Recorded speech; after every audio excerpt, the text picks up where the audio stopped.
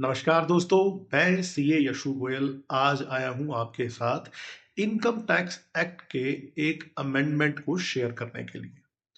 Amendment है residential house के rent के बारे में। रेजिडेंशियल हाउस के रेंट के बारे में एप्लीकेबल कब से है? 1 अप्रैल 2025, 1 अप्रैल 2025 से ये अमेंडमेंट एप्लीकेबल है।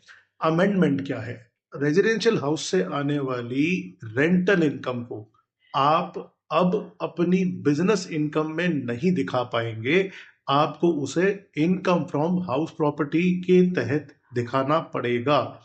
इनकम फ्रॉम हाउस प्रॉपर्टी दिखाने के बाद आप उसमें से केवल हाउस टैक्स की डिडक्शन क्लेम कर सकते हैं और हाउस टैक्स की डिडक्शन दिखाने के बाद 30% स्टैंडर्ड डिडक्शन जो किराए पर मिलती है वो आपको मिलती रहेगी। उसके अलावा जो आपने होम लोन पर इंटरेस्ट दे रखा है उस इंटरेस्ट की डिडक्शन सेक्शन 24 क्लॉज बी में आप क्लेम कर सकते हैं। उसके अलावा कोई डिडक्शन आप क्लेम नहीं कर पाएंगे। ऐसा क्यों किया गया? क्योंकि जो लोग पहले अपने हाउस प्रॉपर्टी की इनकम को बिजनेस इनकम में दिखा दिया करते थे, मान लीजिए किसी व्यक्ति ने अपना मकान रेजिडेंशियल हाउस पीजी के तौर पे किराए पे दे रखा है, वो अपनी इनकम को एज ए बिजनेस इनकम दिखा रहा है, तो उस समय क्या होता था कि वो उसके अंदर अपनी डेप्रिसिएशन, एक्चुअल एक्सपेंसेस जैसे खर्चे भी क्लेम कर लिया करते थे।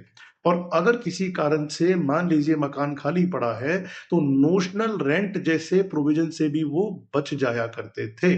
गवर्नमेंट ने इस लूप होल को बिल्कुल प्लग कर दिया और ये कहा कि अब किसी भी सूरत में अगर कोई भी व्यक्ति, चाहे कंपनी हो, चाहे एलएलपी, चाहे पार्टनरशिप, चाहे इंडिविजुअल और चाहे एचयूएफ, अगर अपनी रेजिडेंशियल हाउस को या उसके किसी हिस्से को किराए पर दे रहे हैं तो उससे आने वाला किराया अब केवल हाउस प्रॉपर्टी के सेक्शंस के अंदर चार्जेबल होगा, ना कि बिजनेस इनकम के तौर पे।